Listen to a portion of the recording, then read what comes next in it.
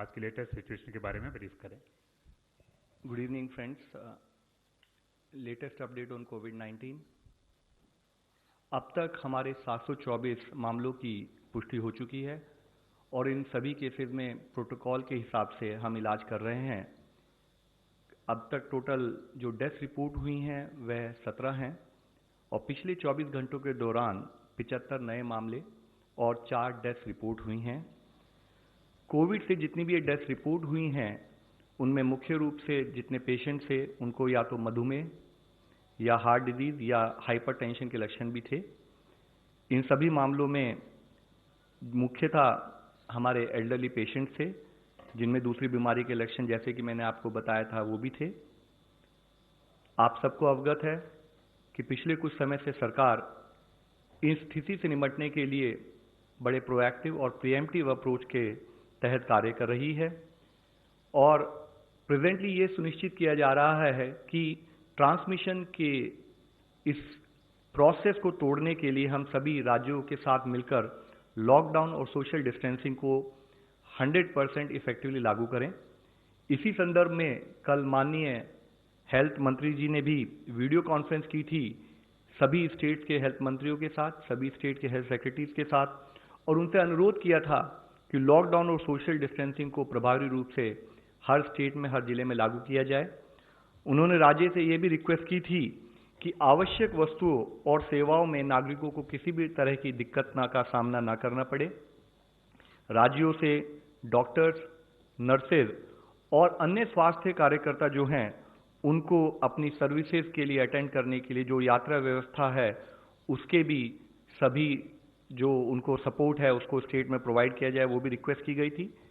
मुख्यतः उन्होंने सभी राज्यों से कोविड-19 से निपटने के लिए isolation beds, dedicated hospitals for कोविड-19 और लॉजिस्टिक्स अरेंजमेंट जैसे कि पीपीईज और N95 मास्क की सप्लाई को भी फॉलोअप करने के लिए रिक्वेस्ट की थी। राज्यों में इस तरह की किसी लॉजिस्टिक्स की कमी ना हो, इस चीज़ को सुनिश्चित करने के लिए नेशनल लेवल पर एक टास्क फोर्स भी बनाई गई है और इस टास्क फोर्स में सचिव नागरिक उड्डयन मंत्रालय, सचिव फार्मा, सचिव टेक्सटाइल्स, उपभोक्ता मामले, जहाज रानी, रेलवे बोर्ड और representative of department of military affairs और मिनिस्ट्री ऑफ होम अफेयर्स भी शामिल हैं। इसके साथ ही वेंटिलेटर्स की जो एक कमी स्टेट में, कंट्री में महसूस की गई थी उसके हिसाब से उसको अपग्रेड करने के लिए हमारे एक पीएसयू को हमने 10,000 वेंटिलेटर की आपूर्ति करने के लिए आदेश जारी किए हैं।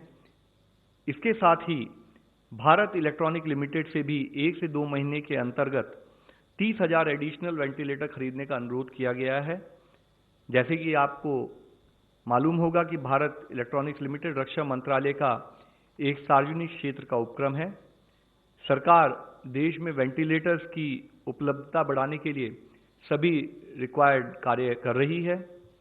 इसके साथ ही 25 मार्च को टेलीमेडिसिन के लिए भी दिशा निर्देश जारी किए गए हैं। ये दिशा निर्देश और इनके द्वारा लॉकडाउन की अवधि में स्वास्थ्य सेवा का डिसेमिनेशन, अवेलेबिलिटी बढ़ाने के लिए इसके लिए डायरेक्शन इशू की गई हैं।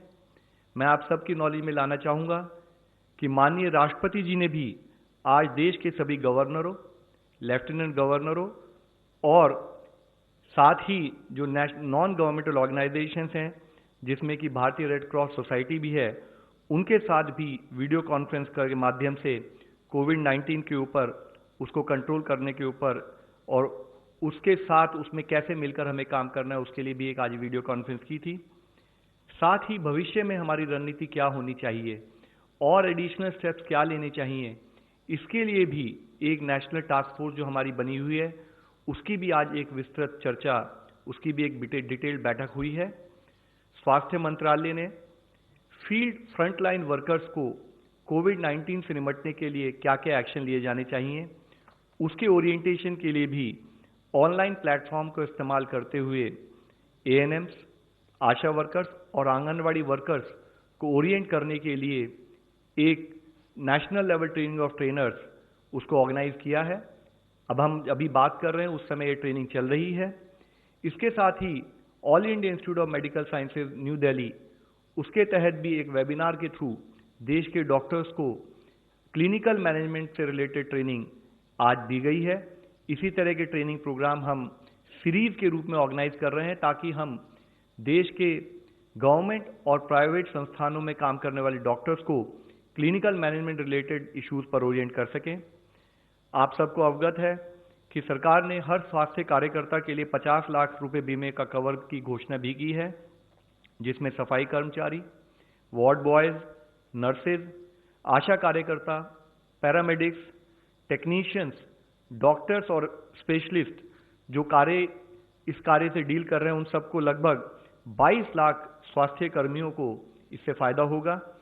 कोई भी स्वास्थ्य कार्यकर्ता जो कोविड-19 के रोगियों का इलाज करते हुए किसी भी तरह की दुर्घटना अगर उनके साथ पेश आती है तो इस योजना के तहत उनको 50 लाख रुपए एज इंश्योरेंस कवर भी दिया जाएगा। सभी सरकारी स्वास्थ्य केंद्र, वेलनेस सेंटर और केंद्र के अस्पतालों के साथ साथ राज्य के अस्पतालों में भी यह योजना लागू होगी।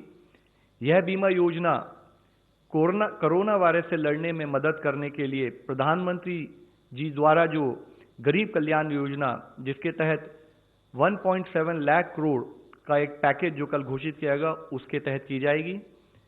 इसके साथ ही हमारे द्वारा की गई अपील के तहत मैं आप लोगों की दृष्टि में लाना चाहूंगा कि करीब 1.4 लाख कंपनीज जो हैं, उन्होंने अपने जो एम्प्लॉयज हैं उनको घर से काम करने की, वर्क फ्रॉम होम करने के लिए भी उन्होंने अपनी एक्सेप्टेंस दे दी है। साथ ही वर्चुअल ऑनलाइन जो G20 समिट कल हुआ था, उसमें माननीय प्रधानमंत्री जी ने भी दूसरे देशों को संबोधित करते हुए सभी सदस्य देशों से भी अपील की है कि वो इस महामारी के संकट से लड़ने के लिए मानव को केंद्र बिंदु के रूप में समझते हुए किसी भी तरह से अर्थव्यवस्था को नुकसान ना हो, या हो तो कम से कम हो, और ट्रेड डिसरप्शन को कम हो। उसके साथ साथ मिलकर कैसे हम G20 के देश मिलकर काम कर सकते हैं, उसके बारे में माननीय प्रधानमंत्री जी ने भी कहा है। इस समय पर जब पूरे देश में लॉकडाउन चल रहा है, मैं फिर से अपील करना चाहूँगा कि हर नागरिक हमें अपना सपोर्ट दे, वो घर पर रहें, सोशल डिस्टेंस बनाकर रखें।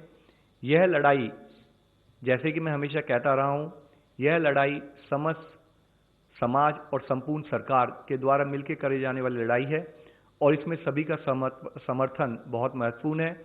मैं आशा करता हूं कि जैसे अब तक हमें समर्थन मिलता रहा है, उसी तरीके से हम इस लड़ाई को हर तरीके से सक्षम होकर मैनेज कर पाएंगे। धन्यवाद। धन्यवाद। और मैं अनुरोध करता हूं गृह मंत्रालय के प्रवक्ता से कि वो अपनी स्टेटमेंट मीडिया के सामने शेयर करें।